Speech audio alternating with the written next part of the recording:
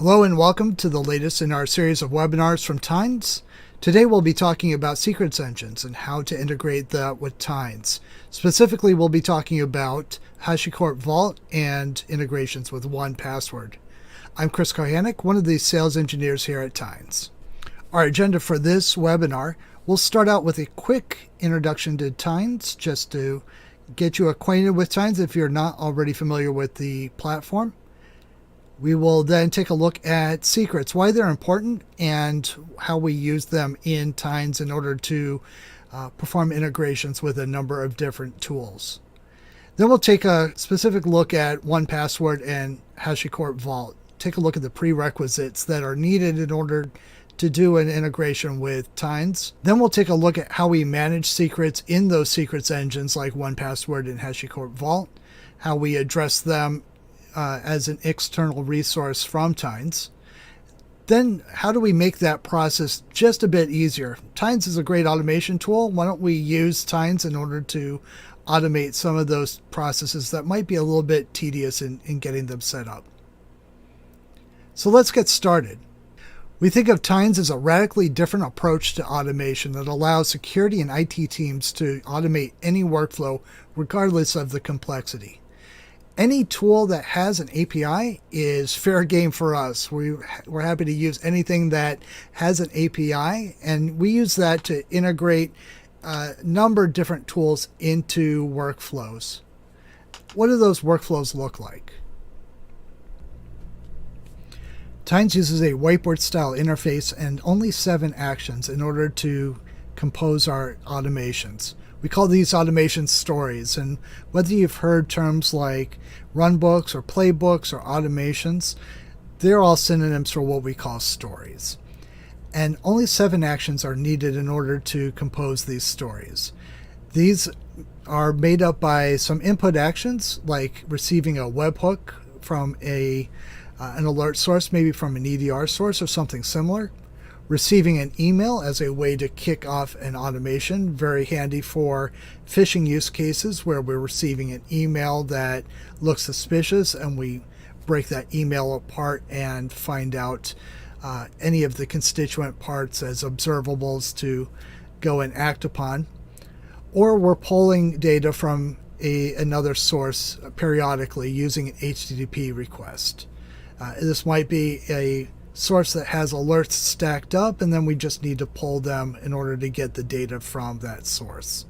You'll notice that HTTP requests do a lot of work for us, since these are the APIs that we use in order to connect all of these tools together in our workflow. So whether this is periodically getting data from an alert source or sending messages to some system like a ticketing system in Jira or Salesforce, whether that is taking some actions like sending messages through Slack or Microsoft Teams in order to alert teams that something is happening, or whether we're taking actions like affecting firewall rules, invalidating sessions, closing off users' access if those users or those sessions look suspicious. All of these things are being done by HTTP requests, so we're going to use those an awful lot. If you need us to send an email, we're happy to send an email as an output.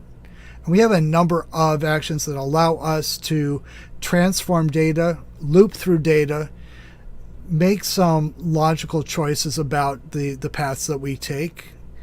We do that through the trigger action. And we're able to reuse stories within other stories that allow us to better manage the workflows that we put together.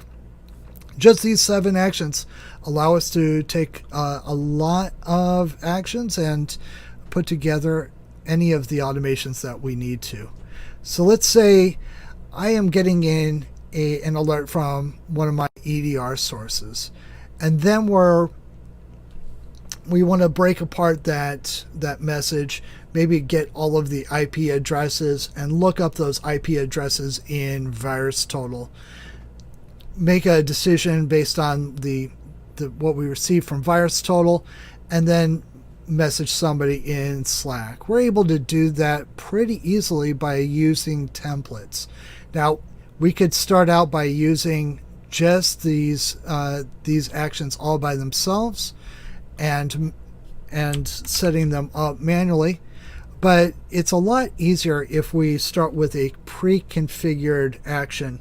Those pre-configured actions are what we call templates. So it may be that I'm going to use a pre-configured template in order to extract all the IP addresses using some regex. We have written the regex for you, so you don't have to. And what did we say? We wanted to use VirusTotal to look up some IP addresses that we've extracted from this message that we got. And then if that issue looks like it's something that might be malicious, then we maybe send a Slack to one of our users to let them know that this is something that needs immediate attention. So very quickly, we can, if you can really whiteboard a process, we're able to be able to create a workflow that makes that happen. I wanted to draw attention to this VirusTotal. One of the things that really allows us to talk to other systems and be able to use them effectively is having credentials and secrets in order to make that happen. Now, if you're a first-time user to Tines, you may see, okay, great, I need to look up something in VirusTotal. I need an API key. Okay, great. I'm going to go to VirusTotal. I'm going to go to my user. I've got my API key. I'm just going to copy that, and I'm going to put that right into the payload that I send to VirusTotal. This is not what you want to do. Why is that? Well, it leaves your API key kind of hanging out here in plain text in your workflow. There is a much better way to do that. So this brings us to the topic of secrets, which is really why we're here today. So what is a secret? Well, it's any information that we want to keep tight control over. It could take the form of that API key that I tried to paste in plain text into the action of my story, but it could be other items. It could be encryption keys, it could be passwords, it could be certificates. All these things we want to keep control over and not necessarily in the hands of just anybody who happens to read our story. The way that we manage these secrets in Tines is through credentials. Credentials are placeholders for your secrets in Tines actions. We're going to securely store that information in Tines key management system, and it can be shared to other teams as needed without necessarily giving those other teams access to the information itself. So what do these credentials look like in Tines itself? Well, they can take a number of different forms. So if I were to say new credential, well, it could take the form of text. It could be, and that's useful for things like the API key that I just tried to paste into my story, but it could be other things like AWS credentials. It could be JOTS or OAuth credentials. It could be mutual TLS credentials.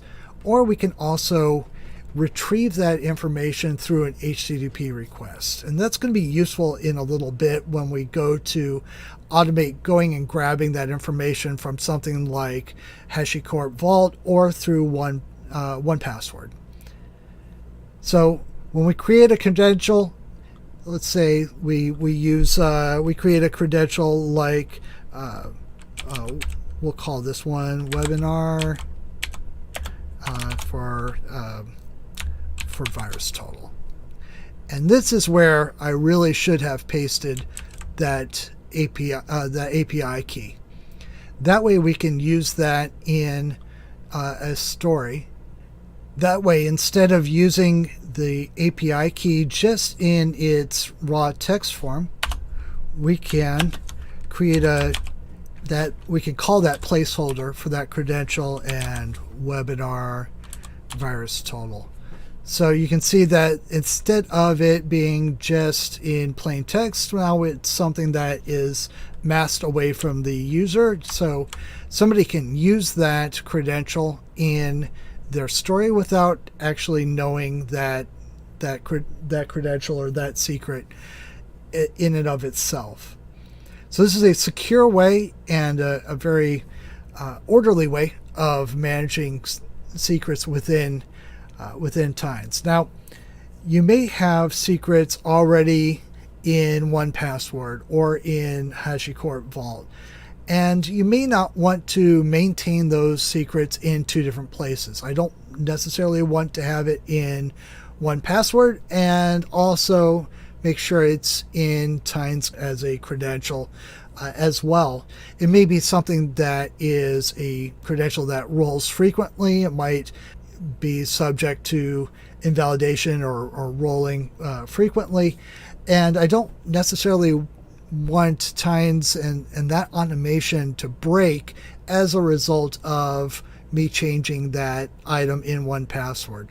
It may be that you have team members that are using that credential or that secret, and they may inadvertently change an API key all on their own. They may do what they think is the right thing to do, which is change it in 1Password or in HashiCorp Vault, and forget that it also needs to be changed in Tines as well.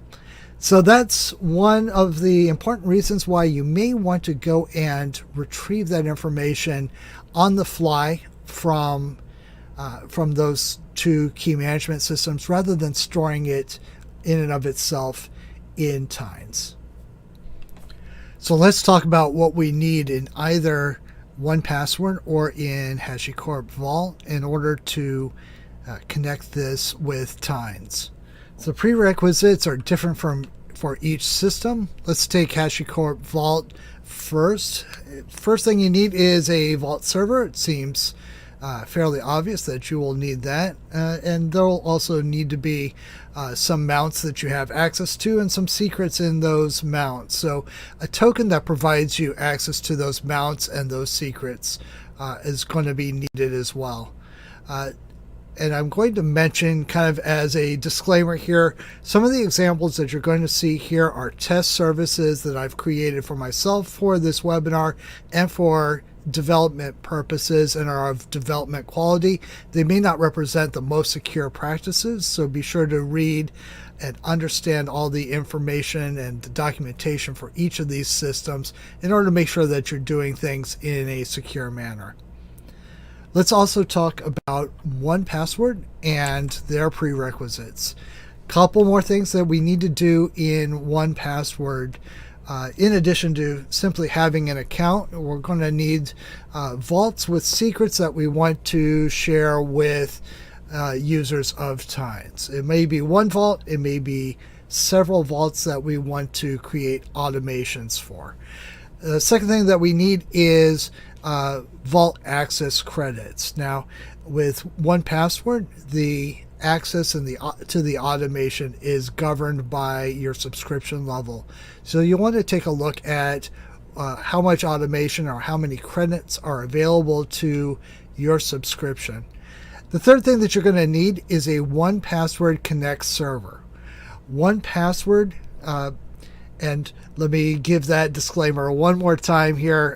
Examples that you're going to see here are of test quality and for development purposes. It may not represent the most secure best practices. Again, take a look at 1Password's documentation about the most secure practices. So what is this 1Password server? Well, it is a Dockerized application or server that sits in between 1Password and any application that wants to access it through a REST API. And that serves as the liaison between 1Password and the rest of the world. This will need to be set up before you're able to do any REST API calls, since 1Password, as a web application, doesn't have a REST API in and of itself. It's this Connect server that handles the incoming REST API calls and relays those back to 1Password. So you will need to set up a Connect server on your own. It's not difficult to do. It sits in Docker, so it could sit in your AWS or Google Cloud or Azure environments as a Dockerized application, and you would make calls to the Connect server. And we will use the IP address of the Connect server in some of the examples that you're going to see here in just a moment. So let's see what you need to have set up in each of these two systems, Vault and 1Password, in order to get started. I'll start with Vault first, since it is shockingly straightforward. Vault is designed really to be ready to go and API ready as part of its architecture. So here I've got a number of mounts in my secrets engine. I'm going to be using for this example the one called Chris, and I've got a couple of secrets that we will be calling. That's really all you need, along with a token that can access this mount. Once you have those two things, you are really ready to go with Vault. Vault is very straightforward and was very REST API first in its architecture. Let's take a look at what we need in 1Password. Obviously, the first thing we need is a 1Password account and at least one vault.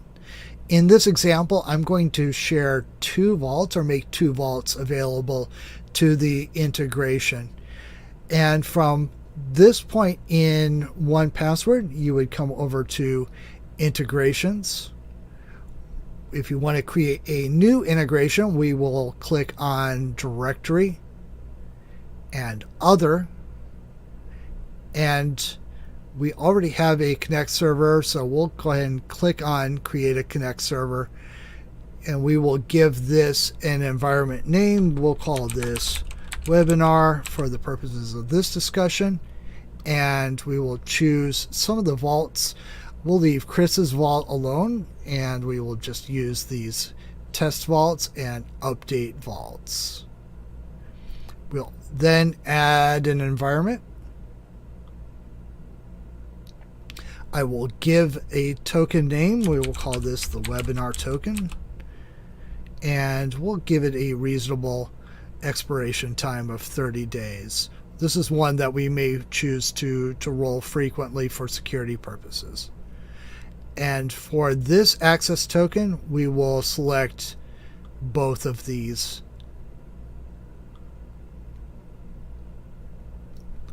And we'll say issue token. For the purposes of this webinar, we'll use the secrets automation test environment. It's one that I have already set up and already with the token installed in Tines. But you would take that token that you receive from the last step, and you will go into credentials. We'll create a credential. It'll be a text credential, and that will be, you can name it whatever you want to, but 1Password token. And the name cannot start with a number, so we will call this 1Password like this. We'll paste in the value, and we can share this token with any of the teams that are needed in order to create or in order to exchange information with 1Password. I'm going to make this available to all of my teams and save. So now that we have integration keys for both 1Password and for HashiCorp Vault in Tines, how do we make an HTTP request in order to pull credentials from each of these systems? That's what I'm going to show you right now. With 1Password, we're going to copy some information from the URL bar in order to populate the URL for the request that we're going to make for 1Password. It's a little bit tough to follow, but this section here is the Vault ID, and this section is the item ID. We're going to use those two pieces of information in order to populate the vaults and the item ID of our URL. Now with HashiCorp Vault, it's a little bit more straightforward. All they want to see is the mount and the name of that secret, and we're going to use that in the naming convention to pull that information. So that might have been a little bit difficult to see on the slide. So let's walk through what that looks like in a real life example. So again, we are at that mount called Chris. I have two secrets in this mount. Both of these are key value pairs in this mount. So I've got a key value pair called testpw1, and here's my password, and that password is being securely saved.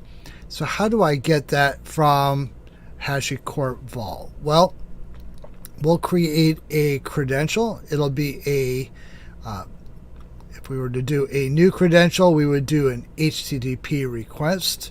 I have one set up here for my test password, and this is a reference to the Vault secret. So again, instead of saving that secret in Tines and our key management system, what we want to do is pull that dynamically when we need it from HashiCorp Vault and use that in our story, so that if it changes in HashiCorp Vault, then we don't need to synchronize it with Tines. So we will create a URL with the form, the URL to the Vault, and port 8200. V1 is the current version of the API. Then we'll use the mount, which in this case is called Chris, and a static bit of text called data, and the name of that secret, which in this case is testpw1. We will use application JSON as our content type. We will use a get method. There won't be anything in the payload. And if we are, and of course, we'll need that HashiCorp Vault token. This is the token that has access to this particular amount. So if we click on Run Options, what that will do is run this HTTP request, and HashiCorp Vault has returned back information about test password 1. I can expand this to say, all right, the information that I need is in this data, and it's also in this bit of data, and here is my key value pair. So here's the key PW that corresponds to the key that we see here, and the password, which is the super secure password 1234. Nobody's ever guessing that. I don't even know why I keep it in a secrets vault. But if we want to pull this information, which is to say I want this data. So if I wanted the full key value pair, I would say go give me this data, and I could double click this in order to copy that path to the clipboard. If all I wanted was the password, which is really what I want in this case, I'm going to double click on the key, and we will paste that right into the location of the token from response. That is going to go here, and I will save that. And as we go through this discussion, you're going to see this pop up as we save these credentials. And what it's asking us is, we're encouraging you to use a domain restricted credential. And what it's saying here is, where do you want this credential to actually be used? And by restricting this to a specific domain, it's more secure, and that way users can't actually access it in any way other than to a HTTP request for this specific domain. For the purposes of this discussion, I'm going to leave this blank and accept those messages. And that is how we create a credential for Vault. So let's see what constructing the HTTP request looks like over on the 1Password side. So over in 1Password in the web application, I've selected a secret that I want to create an HTTP request for. And there's two important pieces of information that I need here. One of them is this Vault ID, and the second being this item ID. So I'll need those two pieces of information in order to construct the URL for this HTTP request. So I have an example for Bank of Tynes and this password.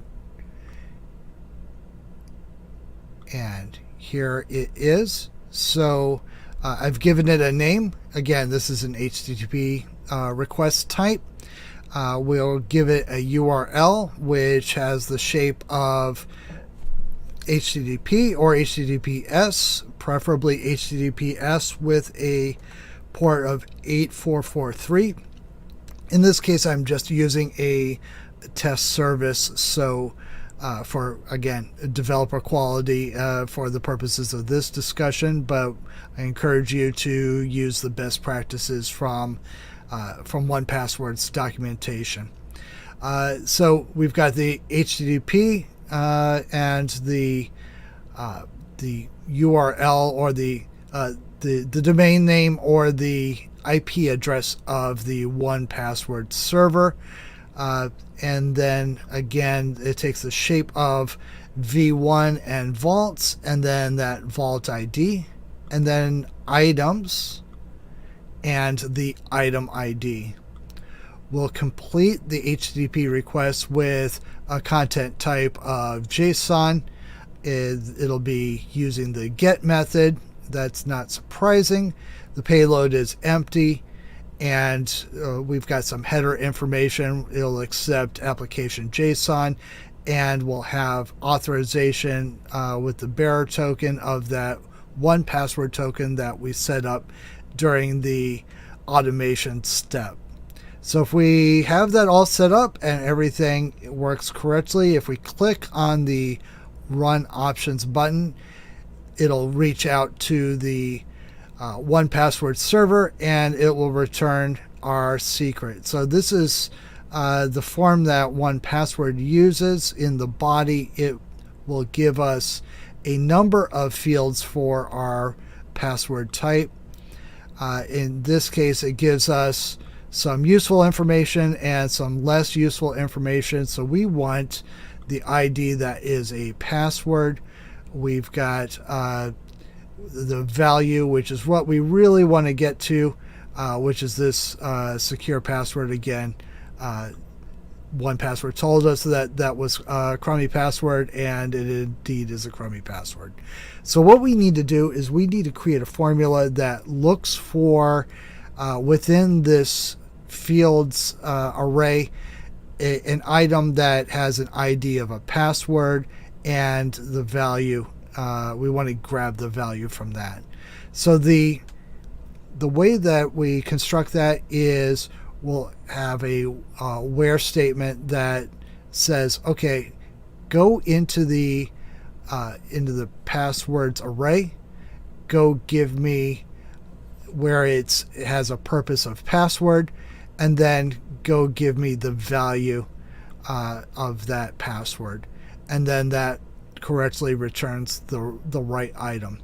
So with that information in place, we would save that, and this would be a ready-to-use credential. Again, if the credential changes in 1Password, Tynes is dynamically picking up that information so that we don't have to synchronize between two different key management systems. Now, this feels a little bit fiddly, doesn't it, as far as getting credentials set up either in Vault or in 1Password, even a little bit more fiddly in 1Password. But you know what? That's what we have automation for. And we can use Tynes in order to improve the management of our secrets. And this is how we do it. So since automation in general and Tines in particular is all about getting rid of tedium, getting rid of lots of clicks, getting rid of copy paste swivel chair types of activities, wouldn't it be great if we could use Tines in order to automate the secrets management process for us? I thought so. Here's my solution. For each of the two key management systems that we've been talking about today, I created a story within Tines that not only allows me to take a look at the various vaults and the secrets within those vaults that I might want to use within a Tines story, but it also can create the credential itself in order to take care of the copy paste and the tedium that we just experienced a few minutes ago. So here is one of those stories. This is the story that allows me to add credentials from a HashiCorp Vault instance. If there are multiple mounts, I can select from a mount. If there are multiple secrets, I can select the secret to add in as a credential in Tines. And again, this is one of those HTTP requests, so I'm not actually storing the secret itself in Tines. I'm only storing a reference to that secret that I'm then asking Vault to go and return for me. If you haven't used a Pages story, Pages is a way within Tines to create a small application that's really useful, especially when we have a bit of automation plus some man in the loop that needs to happen in order to complete that automation. So here's my solution. I'm starting with a start page that tells you what's happening, then going and grabbing all of the mounts, allowing the user to select the mount that they want to pull the secret from. We'll list out the secrets and allow the user to go and select the secret of their choice. Give that secret a name, and if the name already exists, ask them do they want to give it a new name, or do they want to overwrite the reference. We will give them that opportunity, and if it works correctly, we will give it a success message, and if it is some other outcome, we will let them know that as well. It looks like this. So here's what that application looks like. I've got that start page. It'll go and load up the mounts, give me some mounts that I can select from. Here is the Chris mount, and I will select a secret. We'll give it test password 2, and that's a good name. We'll leave that name.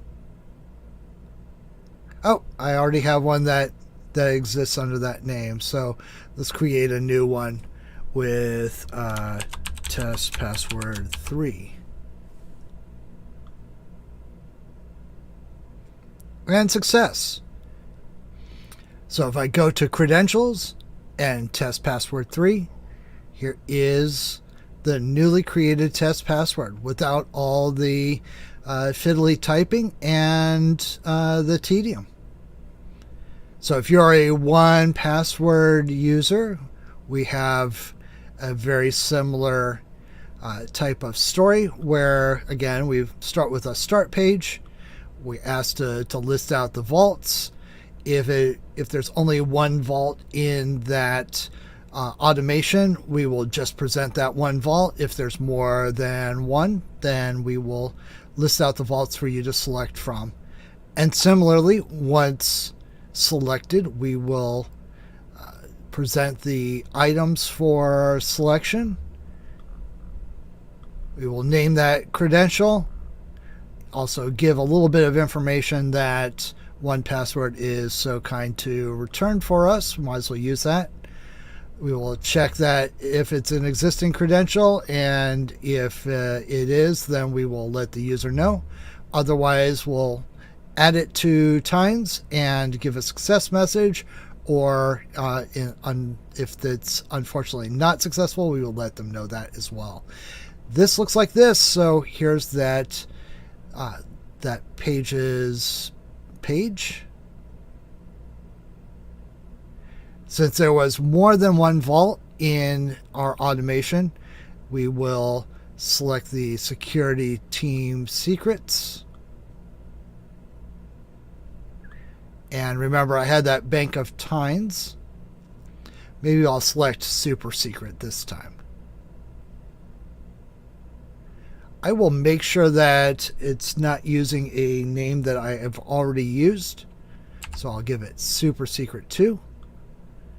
Also putting in a description so that people who are following us knows that this is a reference to a 1Password Vault password and not just a regular credential that somebody put in by hand.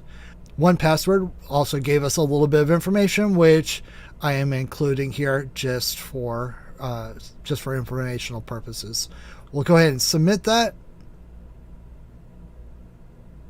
And success. Super secret was added to this team. So in credentials, super secret was added with all the information that we needed from the URL, as well as the filter, so we didn't have to recreate that as well. So you may be asking, Chris, do I need to go and create this all on my own? Do I have to go and re-engineer this? The great answer is you don't. One of the great things about Tines is our story library. So if you want to use the 1Password story that I just used here, all you have to do is search stories, go to 1Password, create credentials that reference 1Password vaults, and this should look very familiar. This is the story that I just used. So if you want to use that in your environment, all you have to do is click on Import to Tenant, select your tenant, and it will be added directly to your tenant. And then you can modify it to your needs, or you can use it as is.